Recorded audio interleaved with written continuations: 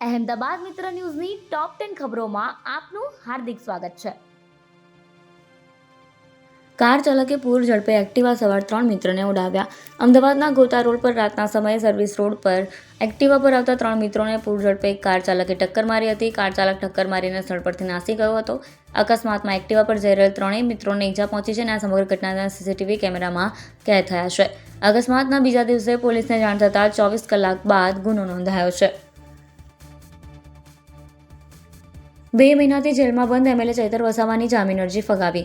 હાઈકોર્ટે નર્મદાના ડેડિયાપાડાના આપના ધારાસભ્ય ચૈતર વસાવાની જામીન અરજી ફગાવી દીધી છે. કોર્ટે કહ્યું કે અગાઉ જામીન શરતોના નિયમોનો ભંગ નહીં કરવાની શરતે છોડ્યા હતા, છતાં ક્રાઇમમાં સંડોવાયા છે.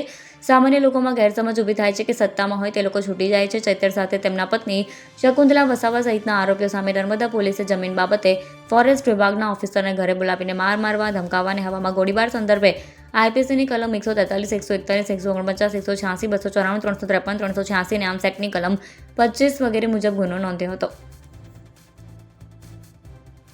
આસ્ટોડિયામાં ટ્રાવેલ્સ કર્મી પર છરાથી હુમલો કરી હત્યાનો પ્રયાસ કર્યો.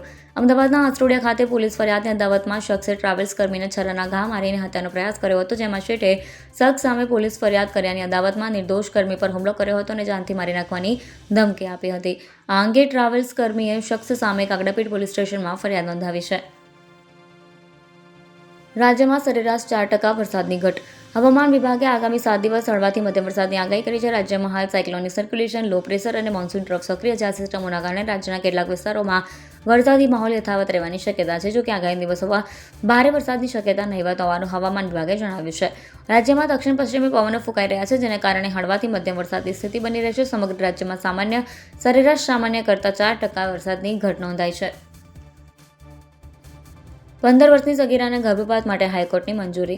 ગુજરાત હાઈકોર્ટમાં 15 વર્ષની દુષ્કર્મ પીડિતા સગીરાના ગર્ભપાત માટે અરજી આવી હતી. જે ઘટનામાં નવા બંદર marine police station Gir Somnath ખાતે બીએનએસ અને પોક્સો એક્ટ અંતર્ગત પોલીસ ફરિયાદ નોંધાઈ હતી. અરજદારે સગીરાના 22 સપ્તાહના ગર્ભપાત માટે મંજૂરી માંગી હતી. દાણ ચોરીના અડધો કિલો સોનાની ચેઇન સાથે મહિલા ડોક્ટર ઝડપાઈ. અમદાવાદના સરદાર વલ્લભભાઈ આંતરરાષ્ટ્રીય એરપોર્ટ પર વિદેશી સોનાની ગેરકાયદે દાણચોરી કરવાના નવા પેંતરાનો કસ્ટમ્સ વિભાગે પર્દાફાશ કર્યો છે. શારજાહથી ફ્લાઇટ મારફતે અમદાવાદ આવી પહોંચેલી ભાવનગરની 31 વર્ષીય મહિલા ડોક્ટર પાસેથી કસ્ટમ્સના એર ઇન્ટેલિજન્સ યુનિટે હાઈનેક સ્વેટરની અંદર છુપાવેલી 83.14 લાખ રૂપિયાથી વધુની કિંમતની 24 કેરેટ સોનાની ચેઇન ઝડપી પાડી છે. કસ્ટમ્સ એક્ટ હેઠળ સોનાનો જથ્થો જપ્ત કરી મહિલા મુસાફરની ધરપકડ કરવામાં આવી હતી અને દાણચોરી નેટવર્કના મૂળ સુધી પહોંચવા સઘન તપાસ શરૂ કરવામાં આવી છે. ખાંડના ભાવ વધતા હવે ચાની ચુસ્કી મોંઘી પડશે. દૂધ, ગેસ અને હવે ખાંડના ભાવમાં થયેલા તોતિંગ વધારાના કારણે ચાની ચુસ્કી મોંઘી થવાની તૈયારી છે. ખાંડના ભાવમાં એક મહિનામાં જ 20 થી 25 રૂપિયાનો વધારો અમદાવાદ, સુરત, વડોદરા અને રાજકોટ સહિતના શહેરોમાં કટિંગ ચાના ભાવમાં રૂપિયા 2 થી 5ના વધારાની તૈયારી કરવામાં આવી રહી છે. વિદ્યા સહાયકને નવું મકાન ખરીદવા 50 લાખ લાવવા દબાણ કર્યું. અમદાવાદના રાણીપ વિસ્તારમાં રહેતી અને વિદ્યા સહાયક તરીકે ફરજ બજાવતી 31 વર્ષીય પરિણીતાને મકાન ખરીદવા માટે પિયરમાંથી 50 લાખ રૂપિયા લઈ આવવા બાબતે સાસરિયાઓ દ્વારા શારીરિક અને માનસિક ત્રાસ ગુજારવામાં આવ્યો હોવાનો ગંભીર કેસો સામે આવ્યો છે. પરિણીતાએ નાણાં લાવવાનો ઇનકાર કરતા ઉશ્કેરાયેલા પતિએ તેને ઢોર માર માર્યો હતો અને જો રૂપિયા નહીં લાવે તો મોં પર એસિડ ફેંકી સમાજમાં મોં બતાવવા લાયક નહીં રાખવાની ખુલ્લી ધમકી આપી ઘરમાંથી હાંકી કાઢી હતી. આ અસહ્ય ત્રાસથી કંટાળીને પરિણીતાએ પૂર્વ મહિલા પોલીસ સ્ટેશનમાં પતિ સહિત સાસરિયાઓ વિરુદ્ધ ગુનો નોંધાવતા પોલીસે કાયદેસરની કાર્યવાહી હાથ ધરી છે. પોલીસે થાર સહિત 5 ગાડીઓ જમા લીધી.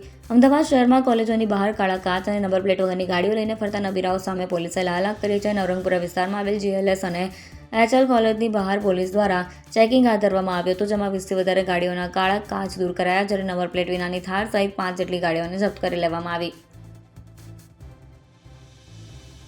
હાઈકોર્ટે ટ્રસ્ટના મેનેજરની જામીન અરજી ફગાવી. વડોદરામાં 16 વર્ષ અને 2 મહિનાની સગીરા સાથે દુષ્કર્મ આચરવાના ગંભીર ગુનામાં સંડોવાયેલ ટ્રસ્ટના 37 વર્ષીય મેનેજર પંકજ પરમારની નિયમિત જામીન અરજી ગુજરાત હાઈકોર્ટે આકરા વલણ સાથે ફગાવી દીધી છે. આરોપી સામે ભારતીય ન્યાય સંહિતા અને પોક્સો એક્ટની કલમ 6 હેઠળ ગુનો દાખલ થયેલો છે. હાઈકોર્ટે સુનાવણી દરમિયાન મહત્વપૂર્ણ અવલોકન નોંધ્યું હતું કે સત્તા અને વર્ચસ્વની સ્થિતિનો દુરુપયોગ કરીને આચરેલા આવા જઘન્ય ગુનાઓમાં વ્યક્તિગત સ્વતંત્રતા કરતાં પીડિતાની સુરક્ષા અને સમાજનું હિત સર્વોપરી છે. અહેમદાબાદ મિત્ર ન્યૂઝની યુટ્યુબ ચેનલને સબસ્ક્રાઇબ કરો અને બેલ આઇકન જરૂરથી દબાવો, જેથી મહત્વના સમાચાર આપના સુધી જલ્દીથી પહોંચે.